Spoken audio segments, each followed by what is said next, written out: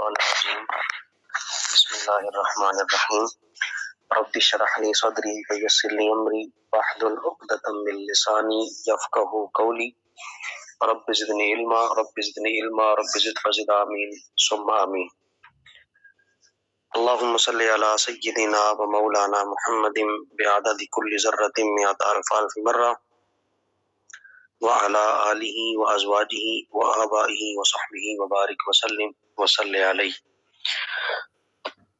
السلام علیکم ورحمۃ اللہ وبرکاتہ۔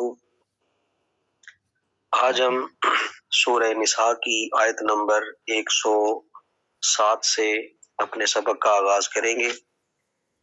سورہ نساء کی اس آیت مبارکہ میں اللہ تعالیٰ نے انسان کی ایک فطرت کا ذکر کیا کہ انسان جب اپنے معیار سے گرتا ہے اور بددیانتی یا خیانت کا ارتکاب کرتا ہے، بدکاری کا گناہ کا ارتکاب کرتا ہے، تو وہ بظاہر یہ سمجھتا ہے کہ میں نے کسی سے خیانت کی، بلکہ حقیقت میں وہ اپنے ساتھ خیانت کرتا ہے اور اس خیانت کا وبال اسی پر جو ہے وہ لوٹنے والا ہوتا ہے۔ تو اس کی طرف اللہ تعالیٰ نے اس آیت مبارکہ میں ایک لطیف اشارہ فرمایا ہے، اس کو پڑھتے ہیں اور یہاں سے اپنی زندگی کے لیے سبق حاصل کرتے ہیں۔ اعوذ باللہ السمیع العلیم من الشیطان الرجیم بسم اللہ الرحمن الرحیم ولا تجادل عن الذین یختانون انفسهم ولا تجادل، اور مت جھگڑے، عن الذین، ان لوگوں کے بارے میں یا ان لوگوں کی طرف سے، الذین جو یختانون خیانت کرتے ہیں، انفسهم اپنے آپ سے، ولا تجادل عن الذین یختانون انفسهم، اور مت جھگڑے آپ ان کی طرف سے جو خیانت کرتے ہیں اپنے آپ سے۔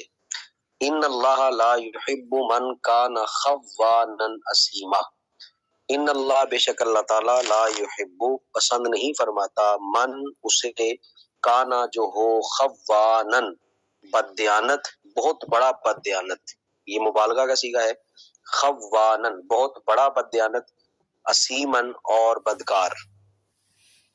ان اللہ لا يحب من کان خوانا اسیما، بے شک اللہ تعالیٰ نہیں دوست رکھتا اسے جو بڑا بددیانت اور بدکار ہے۔ آیت نمبر 107 کا اب محاورہ ترجمہ سماعت کریں۔ اور مت جھگڑیں آپ ان کی طرف سے جو خیانت کرتے ہیں اپنے آپ سے، بے شک اللہ تعالیٰ بڑے بددیانت اور بدکار کو دوست نہیں رکھتا، پسند نہیں فرماتا۔ یہاں پر صاحب کشاف علیہ السلام لکھتے ہیں کہ جو معصیت ہے اسے خیانت یہاں پر شمار کیا گیا ہے، گناہ کا کام کرنا یہ خیانت ہے، اور اس کا وبال اس کی اپنی جان پر ہے، کیونکہ جو خیانت وہ کر رہا ہے بظاہر وہ جو ہے وہ کسی اور کے ساتھ کر رہا ہے، گناہ کا ارتکاب کر رہا ہے، حقیقت میں وہ اپنی ذات کے ساتھ خیانت کر رہا ہے، اسی لیے گویا وہ کسی دوسرے کے ساتھ خیانت نہیں کرتا بلکہ اپنے آپ کے ساتھ ہی خیانت کر رہا ہے۔ جو شخص دوسرے کے ساتھ خیانت کرتا ہے وہ دراصل سب سے پہلے خود اپنے نفس کے ساتھ خیانت کرتا ہے، کیونکہ دل اور دماغ کی جو قوتیں اس کے پاس بطور امانت ہیں، اللہ تعالیٰ نے بطور امانت وہ طاقتیں، وہ قوتیں جو دل کی ہیں، جو دماغ کی ہیں، اسے ودیعت کی ہوئی ہیں، بطور امانت عطا کی ہوئی ہیں، اس میں وہ بے جا تصرف کر کے انہیں مجبور کرتا ہے کہ خیانت میں اس کا ساتھ دے، اور اپنے ضمیر کو جسے اللہ تعالیٰ نے اس کے اخلاق کا محافظ بنایا تھا اس حد تک دبا دیتا ہے کہ اس خیانت کاری میں سد راہ بننے کے قابل نہیں رہتا، اس کے راستے کو روکنے کے قابل نہیں رہتا، وہ ضمیر جو اسے جھنجھوڑتا ہے اس کو بھی وہ دبا لیتا ہے اور خیانت میں سب کو شامل کر لیتا ہے۔ جب انسان اپنے اندر اس ظالمانہ دست برد کو پایہ تکمیل تک پہنچا لیتا ہے تب کئی بار اس سے خیانت و معصیت کے افعال صادر ہوتے رہتے ہیں، اور یہی جو معصیت ہے خیانت ہے، اور اسی لیے اللہ تعالیٰ نے ارشاد فرمایا کہ اللہ تعالیٰ بددیانت لوگوں کو پسند نہیں کرتا۔ یعنی جو چیزیں اللہ تعالیٰ نے عطا کی ہوئی ہیں، آنکھیں ہیں، کان ہیں، ناک ہے، جسم ہے، صحت ہے، یہ سب جو ہے ایک نعمت ہے، ایک انعام ہے، بطور امانت ہمارے پاس ہے۔ ان قوتوں کا، ان طاقتوں کا اگر ہم درست سمت میں استعمال کریں گے تو ہم ہو سکتا ہے کہ اس آیت کے زمرے میں نہ آئیں اور ہم جو ہے وہ بچ جائیں اور اس سے بچنے کی پوری کوشش کریں کہ ہم سے کسی طرح بھی بددیانتی یا خیانت نہ ہو۔ تو یہ ایک لطیف ترین نقطہ ہے۔ اب انسان جو ہے وہ اپنے جسم کا درست استعمال کرے، قوتوں کا درست استعمال کرے، صحت کا درست استعمال کرے تو وہ اس خیانت سے بچ سکتا ہے، کیونکہ خیانت انسان جب بھی کرتا ہے اور اللہ تعالیٰ کی دی ہوئی امانتوں میں جب وہ تصرف کرتا ہے اور تصرف بھی وہ بے جگہ کرے اور ان کو مجبور کرے کہ وہ گناہ کے کام کریں تو پھر اس کا وبال اسی پر ہے اور وہ وبال اس پر لوٹتا ہے۔ اسی لیے فرمایا وَلَا تُجَادِلْ عَنِ الَّذِينَ يَخْتَانُونَ أَنفُسَهُم، مت جھگڑیں آپ ان کی طرف سے جو خیانت کرتے ہیں اپنے آپ سے۔ ان اللہ لا يحب من کان خوانا نسیما، بے شک اللہ تعالیٰ دوست نہیں رکھتا اسے جو بڑا بددیانت ہو اور بدکار ہو۔ اگلی آیت نمبر 108 میں اللہ تعالیٰ نے ارشاد فرمایا یستخفون من الناس ولا یستخفون من اللہ وهو معهم۔ یستخفون، وہ چھپا سکتے ہیں، من الناس، لوگوں سے، وہ لوگوں سے تو چھپا سکتے ہیں، ولا یستخفون من اللہ، اور اللہ سے مخفی نہیں رکھ سکتے، اللہ سے چھپا نہیں سکتے، وَهُوَ مَعَهُمْ، وہ تو ہر وقت جو ہے وہ ان کے ساتھ ہے، اِذْ يُبَيِّتُونَ، جب راتوں کو مشورہ کرتے ہیں، اِذْ يُبَيِّتُونَ، جب رات گزارتے ہیں یا راتوں کو مشورہ کرتے ہیں، ما لا یردا، ایسی باتوں کا، لا یردا، جو پسند نہیں ہے، من القول، باتوں میں سے، یعنی ایسی باتیں یا ان باتوں کا مشورہ کرتے ہیں جو پسند نہیں ہیں، وَكَانَ اللَّهُ بِمَا يَعْمَلُونَ مُحِيطًا، واو اور کانا ہے اللہ، اللہ بما، ہر اس چیز پر، یعملون، جو وہ عمل کرتے ہیں، محیطاً، گھیرے ہوئے۔ آیت کا با محاورہ ترجمہ سماعت کریں، یستخفون من الناس ولا یستخفون من اللہ وهو معهم اذ یبیتون ما لا یرضى من القول وکان اللہ بما یعملون محیطا۔ وہ چھپا سکتے ہیں اپنے ارادے لوگوں سے لیکن نہیں چھپا سکتے اللہ تعالیٰ سے، اور وہ تو اس وقت بھی ان کے ساتھ ہوتا ہے جب راتوں کو مشورہ کرتے ہیں ایسی باتوں کا جو اللہ کو پسند نہیں ہے، اور اللہ تعالیٰ جو کچھ وہ کرتے ہیں اسے گھیرے ہوئے ہے۔ یہ آیت مبارکہ ابھی آپ نے سماعت فرمائی، اس میں جو ہے وہ ایک قبیلے کو بنیادی طور پہ سرزنش کی جا رہی ہے، باتا یبیتو ہے، ٹھیک ہے، باتا اصل جو ہے با الف اور تارات گزارنا، باتا یبیتو، یہ گرامر میں بھی آپ نے پڑھا ہے، باتا یہ جو ہے وہ وقت کے لیے آتے ہیں، فعل شروع وغیرہ میں سے، وہ کاروبار جا وغیرہ آپ نے جو پڑھے تھے یہ انہی میں سے ہیں، فعل ناقصہ میں سے یہ آتے ہیں باتا، ٹھیک ہے، اس یبیتون، جب وہ رات جو ہے وہ گزارتے ہیں، راتوں کو مشورہ کرتے ہیں۔ تو یہاں پر ایک قبیلے کو جو ہے وہ سرزنش کی جا رہی ہے اور ایک قبیلے کو ڈانٹا جا رہا ہے کہ تم جو حرکتیں کرتے ہو وہ تو تم لوگوں سے چھپا سکتے ہو لیکن اللہ سے نہیں چھپا سکتے، یعنی اللہ تعالیٰ کا بندے کے ساتھ ہونے کا یہ مطلب نہیں کہ اس کی ذات وہاں موجود ہوتی ہے، کیونکہ کسی مکان میں پایا جانا جسم کی صفت ہے اور ذات الہی جو ہے وہ اس طرح کی صفت سے منزہ اور مبرہ ہے، اور اللہ تعالیٰ جسم و جسمانیات سے پاک ہے، مکان و مکانیات سے پاک ہے۔ اہل سنت کے نزدیک معیت کا معنی ہے آئے بالعلم والرؤیت والسمع۔ اہل سنت کے نزدیک اللہ تعالیٰ کی معیت کا مطلب یہ ہے کہ اپنے علم سے وہ اپنے بندے کے ساتھ ہے، اس کو اور اس کی ہر حرکت کو دیکھتا ہے، اسی طرح اور اس کی ہر بات کو سنتا ہے۔ اور صاحب کشاف نے یہاں پر یہ لکھا کہ یہ آیت ان لوگوں کو اپنا ماتم کرنے کے لیے کافی ہے جو یہ ایمان رکھتے ہوں کہ ہم اللہ تعالیٰ کے حضور میں حاضر ہیں، اس کے درمیان اور ہمارے درمیان کوئی بھی حجاب نہیں، اور وہ ہمارے کسی عمل سے غافل بھی نہیں، اور پھر اس سے جو ہے وہ نہیں شرماتے اور نہ اس سے ڈرتے ہیں۔ اگر ہم کسی آدمی کی موجودگی میں کوئی بری حرکت کرنے کی جرت نہیں کرتے تو کیا یہ وقاحت و بے حیائی کی حد نہیں کہ اللہ کے تعالیٰ کے سامنے ہم بے جھجک گناہ اور قصور پر قصور کرتے چلے جاتے ہیں۔ تو یہاں پر یہ اشارہ موجود ہے کہ तुम अल्लाह ताला से अपने इरादे जो है वो नहीं छुपा सकते, लोगों से अपने इरादे छुपा सकते हो, अपने अफ़ाल लोगों से छुपा सकते हो, लेकिन अल्लाह से अपने अफ़ाल अपने अमाल नहीं छुपा सकते। और अल्लाह ताला जो है वो हर वक्त जानता है। तुम जो मशवरे करते हो रात की तन्हाइयों में, ठीक है, वो भी अल्लाह ताला जानता है। और अल्लाह ताला जो कुछ वो करते हैं उसे घेरे हुए है। अल्लाह ताला बाज़ दफ़ा मोहलत भी देता है इंसान को, जो है वो मोहलत दी जाती है कि हो सकता है वो अभी बाज आ जाए, हो सकता है अभी बाज आ जाए। और जब वो ज्यादा बागी हो जाता है और अल्लाह ताला के अजाब का मुस्तहिक होने लगता है, तो फिर अल्लाह ताला जो है वो उसे और मोहलत देता है ताकि वो अपने ऊपर उसके गजब और अजाब को मुतहक्कक कर ले। इसीलिए फरमाया कि ये रातों को जो मशवरे करते हैं, ऐसे नहीं ऐसे करेंगे, यूं नहीं, इनको ऐसे नुकसान पहुंचाएंगे, और ये ईमान वालों के नुकसान के दर पे हैं। तो अल्लाह ताला फरमाता है ये जो रातों को मशवरा करते हैं और ये वो बातें जो अल्लाह को पसंद भी नहीं है, और ये इस तरह के मशवरे इस तरह की बातें करते हैं जो अल्लाह ताला बिल्कुल नापसंद करता है, तो ये जो अमल कर रहे हैं अल्लाह ताला उसे घेरे हुए है। मतलब अल्लाह ताला वो सब जानता है और जरूर उसका जो है वो बदला लिया जाएगा।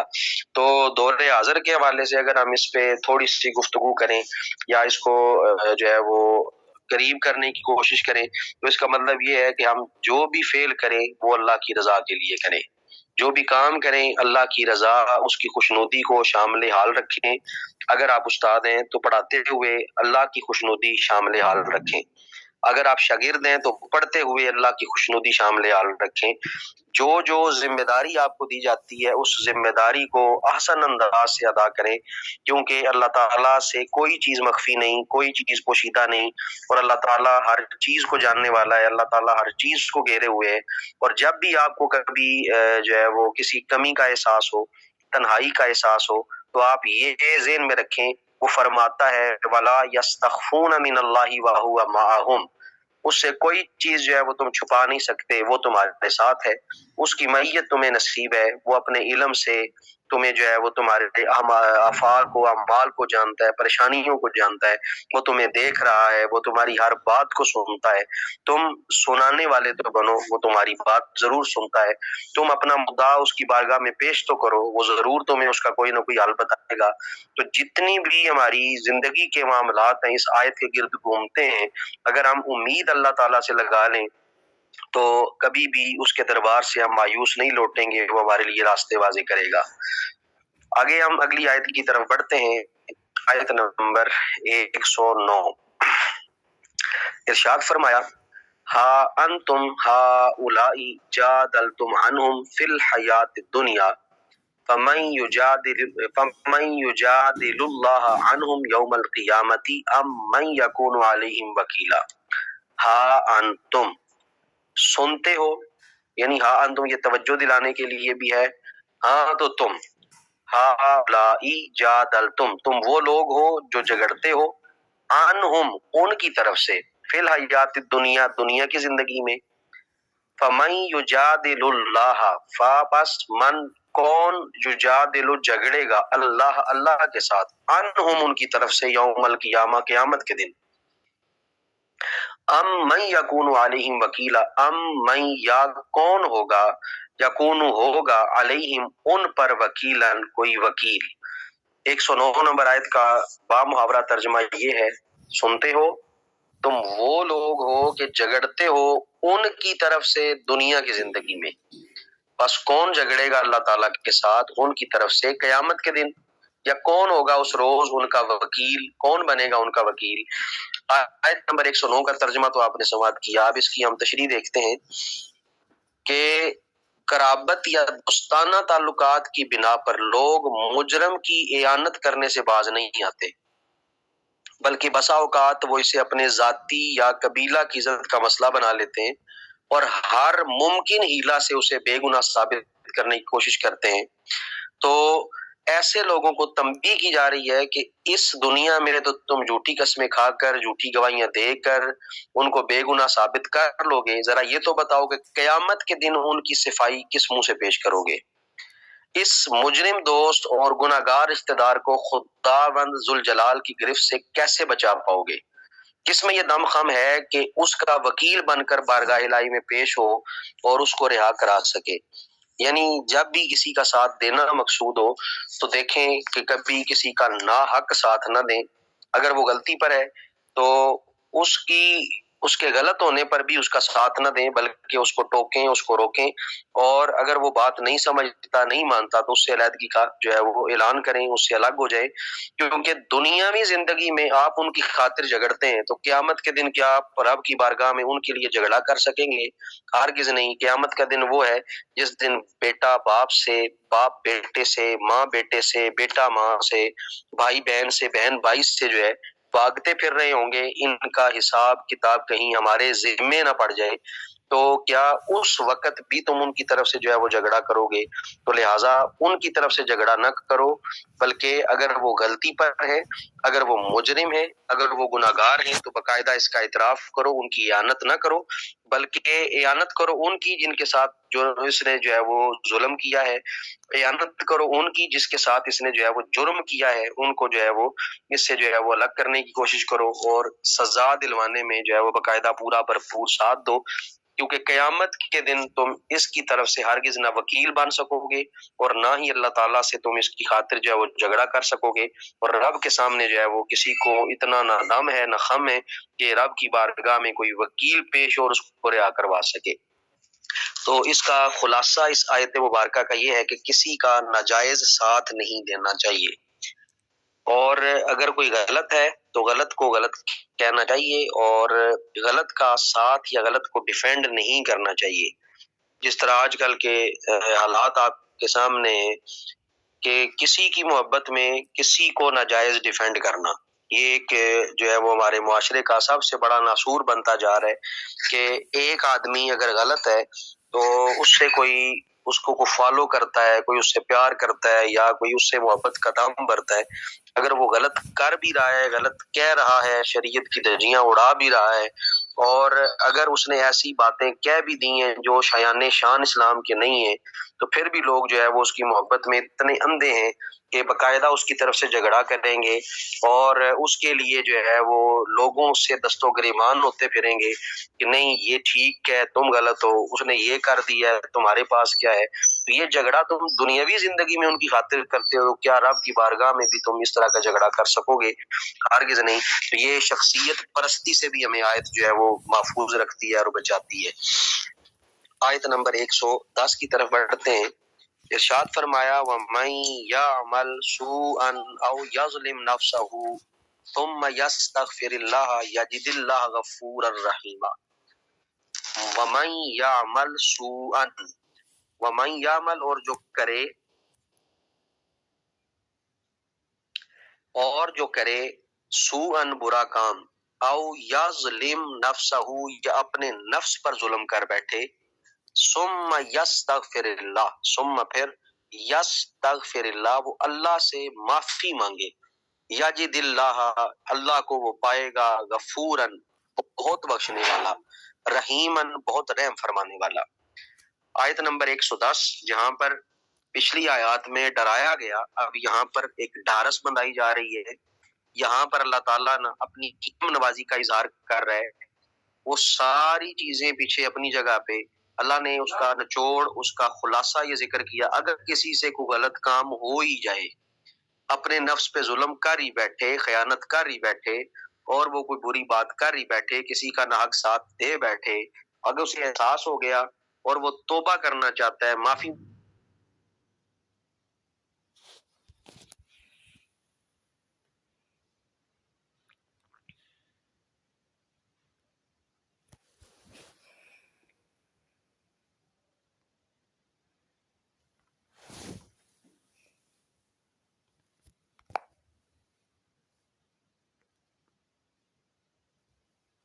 اللہ سے تو پائے گا اللہ تعالیٰ کو بڑا بخشنے والا اور بڑا مہربان.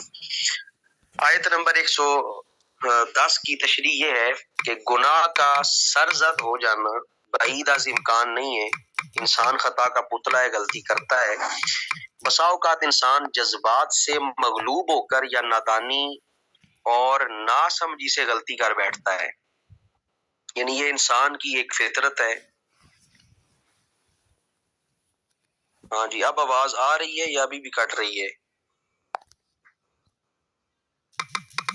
جی میں یہ بات کر رہا تھا کہ گناہ کا سرزد ہو جانا یہ بعید از امکان نہیں ہے.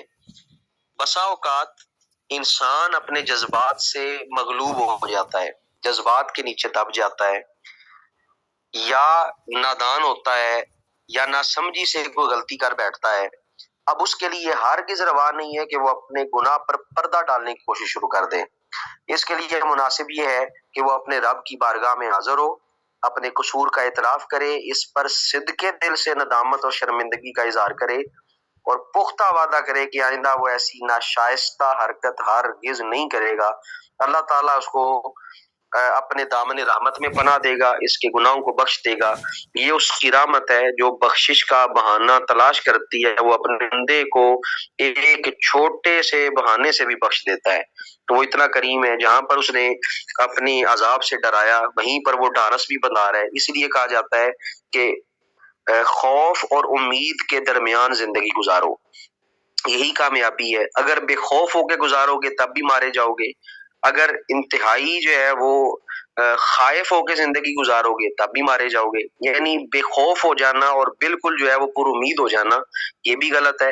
اسی طرح خائف ہو جانا اور امید چھوڑ دینا یہ بھی غلط ہے. اس لیے کہا گیا کہ تھوڑا سا خوف، تھوڑی سی امید، اس کے درمیان زندگی گزارتے رہو تو یہی تمہاری کامیابی کا راز ہے. یعنی اللہ تعالیٰ کی ذات.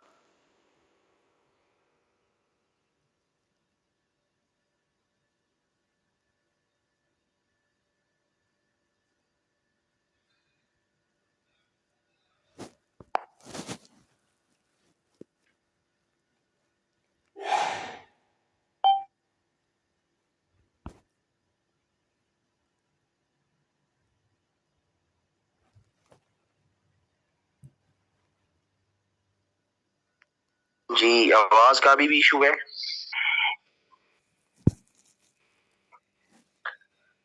جی باقی بتائیں، سب کو آ رہی ہے آواز؟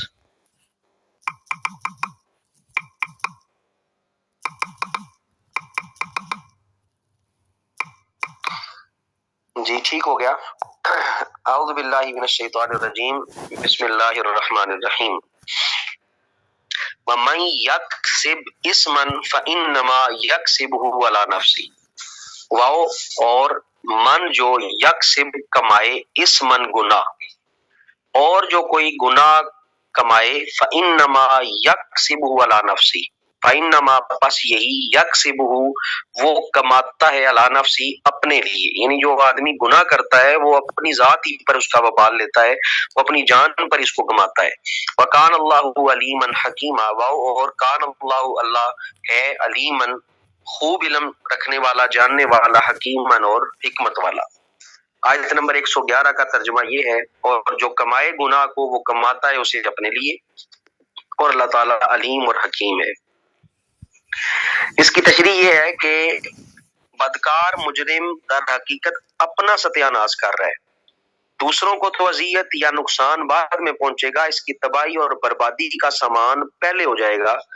جس شخص کو اپنا مفاد عزیز ہو، اپنی سلامتی کا خواہاں ہو، اس سے تو گناہوں کے قریب بھی نہیں جانا چاہیے. یعنی جسے اپنی ذات سے غرض ہے کہ میری ذات کو نقصان نہ پہنچے یا میں سلامت رہوں، میرے پہ کوئی بات نہ آئے، تو اسے چاہیے کہ پھر وہ گناہ کے قریب نہ جائے. یعنی بدکار آدمی، گناہگار آدمی یا عادی مجرم جو ہے وہ گناہ کر کے دوسروں کا نقصان بعد میں کرتا ہے، سب سے پہلے وہ اپنا نقصان کرتا ہے. وہ اپنے نفس کا دشمن ہے، وہ اپنی ذات کا دشمن ہے. اسی لیے فرمایا وَمَن يَكْسِبْ إِثْمًا فَإِنَّمَا يَكْسِبُهُ عَلَى نَفْسِهِ. وہ جو گناہ کر رہا ہے، وہ گناہ جو کما رہا ہے، وہ گناہ اپنی ذات کے لیے کما رہا ہے. دوسرے کا تو بعد کا معاملہ ہے، یہ پہلے اپنی ذات کی طرف دیکھے. اللہ تعالیٰ علم والا ہے اور اللہ تعالیٰ حکمت والا ہے. یہاں پر ایک مثال یہ بھی لی جا سکتی ہے کہ یہاں پر اللہ تعالیٰ نے جو، بلکہ اگلی آیت کے ساتھ اس کو جوڑتے ہیں تاکہ اگلی آیت میں یہ بات واضح بھی ہے، موجود ہے. وَمَن يَكْسِبْ خَطِيئَةً أَوْ إِثْمًا ثُمَّ يَرْمِ بِهِ بَرِيئًا فَقَدِ احْتَمَلَ بُهْتَانًا وَإِثْمًا مُبِينًا.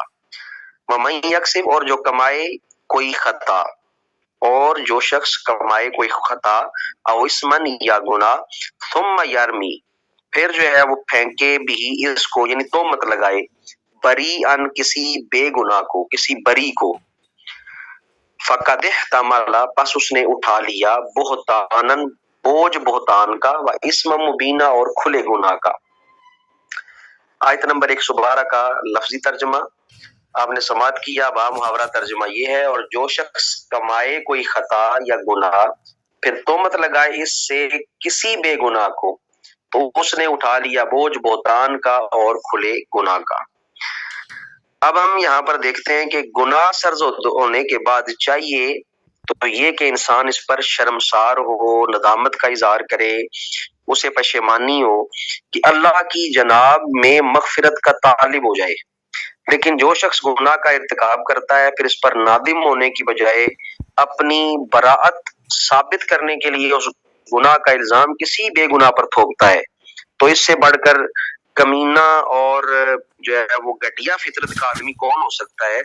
ऐसे शख्स ने अपने आप को दोहरे गुनाह का जो है वो मुजरिम बना दिया। एक गुनाह जो उसने किया उसका जुर्म उसके सर, और दूसरा जो उसने बोतान लगा दिया उसका गुनाह उसके सर, और इसे सजा अब जो है वो दोहरी मिलेगी।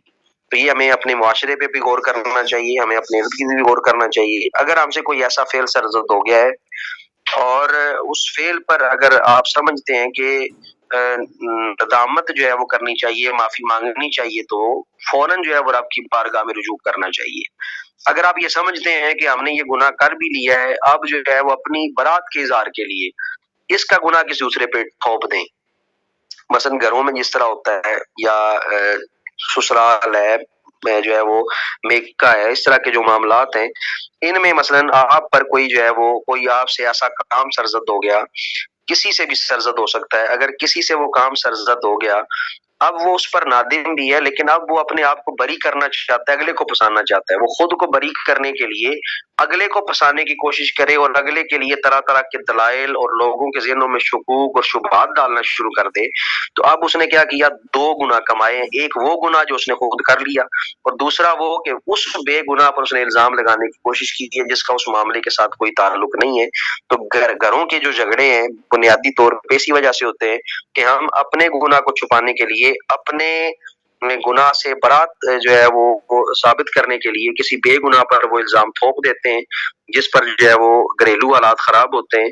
तो इसीलिए अल्लाह ने फरमाया कि ये इससे बढ़कर कमीनगी और जो है वो घटिया फितरत क्या हो सकती है, या कौन ऐसा घटिया फितरत का या कमीना हो सकता है जो अपने आप को दोहरे गुनाह का मुजरिम बना दे। एक गुनाह जो करता है वो वाला, और दूसरा जो है वो बोतान बांधता है, तो इसे सजा भी अब जो है वो दुगनी दी जाएगी। दुनिया में हो सकता है बंदा बच जाए, लेकिन आखिरत में उसका जो है वो अजाब ज्यादा है। यहाँ पर हमारा अल्लाह के फजल से जो है वो इस सूरत का 16वां रुकू और पारे का 13वां रुकू मुकम्मल होता है। हम अगले रुकू की तरफ बढ़ते हैं। आयत नंबर 113, वलौला फज़लुल्लाहि अलैका व रहमतुहु लहम्मत ताइफतुम मिनहुम अन युदिल्लुका। वलौला फज़लुल्लाहि अलैक, और अगर अल्लाह का फजल आप पर न होता, व रहमतुहु, और उसकी रहमत न होती, लहम्मत, तो तहिया कर लिया था, ताइफतुन, एक गिरोह ने, मिनहुम, उनमें से, आई युदिल्लू का, के गलती में डाल दें आपको। युदिल्लू यहाँ पे जो माना करेंगे उसका हम गलती करेंगे यहाँ पे कि आपको गलती में डाल दें। वमा युदिल्लूना इल्ला अनफुसहुम, और नहीं गलती में डाल रहे मगर अपने आप को। वमा यदुर्रूनका मिन शैइन, और ए महबूब ये आपको जर्रा बराबर भी जरर नहीं पहुंचा सकते। व अनज़लल्लाहु अलैकल किताबा वल हिकमा, व अनज़लल्लाह, और अल्लाह ने नाजिल किया, अलैका, आप पर, अल किताबा, किताब को, वल हिकमता, हिकमत को, व अल्लमका मा लम तकुन तालम, व अल्लमका, और सिखा दिया आपको, मालम, वो कुछ, मालम तकुन, जो कुछ न था, तालम, आप जानते हैं महबूब, जो कुछ आप नहीं जानते थे आपको सिखा दिया। वकान फज़लुल्लाहि अलैका अज़ीमा, ए महबूब अल्लाह का फजल आप पर बहुत ज्यादा है। आयत नंबर 113 आपने समात की है, इसका बामुहावरा तर्जमा देखें। अल्लाह ताला अपने महबूब से मोहब्बत का इजहार फरमा रहा है, और अल्लाह ताला अपने महबूब की शान बयान फरमा रहा है। इरशाद फरमाया, और अगर न होता अल्लाह का फजल आप पर और उसकी रहमत, तो तहिया कर लिया था गिरोह ने उनसे के गलती में डाल दें आपको, और नहीं गलती में डाल रहे मगर अपने आप को, और नहीं नुकसान पहुंचा सकते تھے آپ کو ذرہ برابر بھی، اور اتاری ہے ہم نے آپ پر کتاب اور حکمت، اور سکھا دیا آپ کو جو کچھ بھی آپ نہیں جانتے تھے۔ اللہ تعالیٰ کا آپ پر فضل عظیم ہے۔ تو یہ آیت مبارکہ بڑی واضح ہے نبی پاک صلی اللہ علیہ وسلم کی شان کے اندر۔ اگر ہم دیکھیں سب سے پہلے اگر آپ پر اللہ کا فضل نہ ہوتا، اس سے کیا مراد ہے؟ اللہ تعالیٰ اپنے محبوب پر اپنے فضل، اپنے کرم، اپنی عنایات اور پے در پہ کرم نوازیوں کا ذکر فرماتا ہے کہ اے میرے محبوب بندے، اس خاص واقعے میں اگر ہمیشہ کی طرح اللہ کا فضل اور احسان آپ کے شامل حال نہ ہوتا تو انہوں نے تو ایک غلط فیصلہ آپ سے کرانے کا ارادہ کر ہی لیا تھا، لیکن جب فضل خدا بندی آپ پر سایہ فگن ہوا اور عصمت ربانی آپ کی مدد کو پہنچی، تو کون ہے جو آپ کو غلطی میں ڈال سکتا ہے؟ کون آپ کو جو ہے وہ غلط راہ پر جو ہے وہ ڈال سکتا ہے؟ ہاں، انہوں نے ایسا خیال کر کے اپنا ہی جو ہے وہ بگاڑا ہے۔ یہ بنیادی طور پہ ایک قبیلے کا ذکر ہے، پیچھے اس کا باقاعدہ تفصیل کے ساتھ میں پہلے بھی بتا چکا ہوں واقعہ کہ کیا ہوا تھا، تو اس کی طرف جو ہے وہ یہ اشارہ کیا جا رہا ہے۔ اور آگے ذکر کیا کہ آپ پر کتاب نازل کی، آپ پر حکمت نازل کی، آپ کو کوئی نقصان نہیں پہنچا سکتا، تو عنایات ربانی میں سے خاص خاص عنایات کا ذکر فرما دیا، کتاب بھی دے دی، حکمت بھی دے دی، اور آپ کو جملہ ان امور کا علم عطا فرمایا جن کا پہلے آپ کو علم نہ تھا۔ تو یہاں پر اگر آپ تھوڑا سا غور کریں تو آپ کو اندازہ ہو جائے گا کہ لوگ کہتے ہیں کہ نبی پاک کو اتنا علم دیا، اتنا علم نہ دیا، اور فرمایا کہ علمک ما لم تکن تعلم، اے محبوب جو کچھ آپ نہیں جانتے تھے آپ کو سب سکھا دیا۔ تو اس میں علم کلی آپ کا شامل ہے، اللہ تعالیٰ نے آپ کو علم عطا فرما دیا، تو اب اس میں کسی قسم کی جو ہے وہ کوئی دوسری رائے موجود نہیں ہے۔ تو یہاں تک جو ہے وہ تفسیر ابن جریر کے اندر موجود ہے کہ وَعَلَّمَكَ مَا لَمْ تَكُنْ تَعْلَمْ مِنَ الْخَيْرِ الْأَوَّلِينَ وَالْآخِرِينَ وَمَا كَانَ وَمَا هُوَ كَائِنٌ، اے محبوب آپ کو جو علم عطا کیا گیا اس میں اولین آخرین سب کا علم دیا گیا، اور جو کچھ ہو چکا، جو کچھ ہوگا اس کا بھی علم آپ کو عطا فرما دیا گیا۔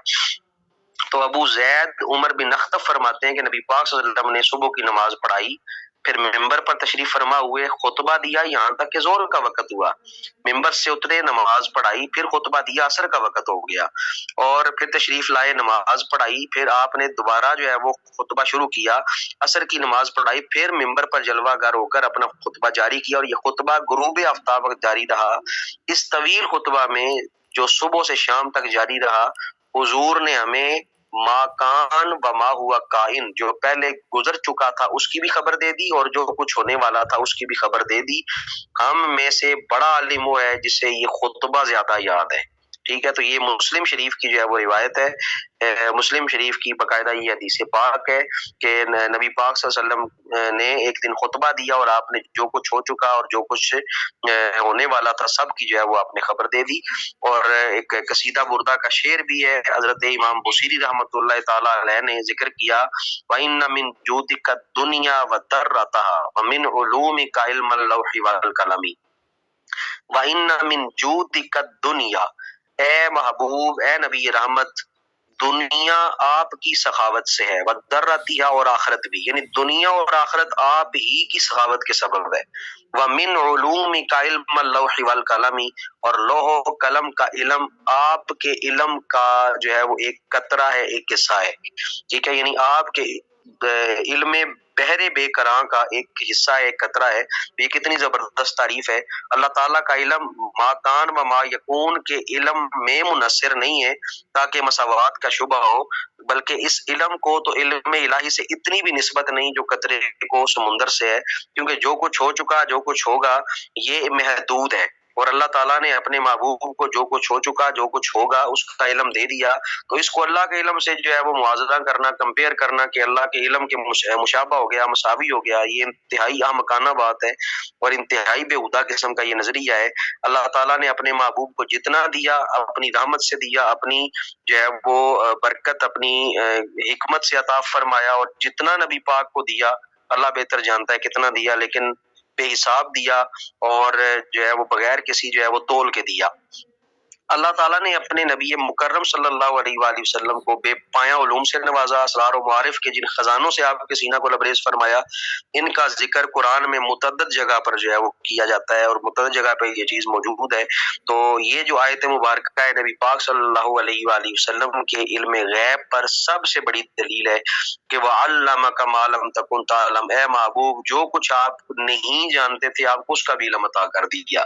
تو اب اگر کوئی کہے کہ یہ علم نہیں، وہ علم نہیں، اس چیز کے بارے میں نہیں پتا، اس چیز کے بارے میں نہیں پتا، تو وہ قرآن کا انکار کرتا ہے۔ تو اسے ہوش کے ناخن لینے چاہیے کہ اللہ تعالیٰ نے یہ جو محبوب دیا ہے اس میں کوئی نقص اور عیب نہیں چھوڑا، بلکہ اسے بے نقص اور بے عیب پیدا فرمایا اور اس امت کو جو ہے وہ عطا کر کے احسان کیا۔ لقد من اللہ علی المؤمنین اذ بعث فیہم رسولا، اللہ تعالیٰ نے احسان کیا کہ مومنین میں اپنا شانوں والا، عظمت والا، رفت والا، درجات والا رسول مبعوث کیا۔ تو یہ آیت مبارکہ نبی پاک صلی اللہ علیہ وسلم کی عظمت کی سب سے بڑی دلیل ہے۔ تو آج ہم نے 113 تک آیات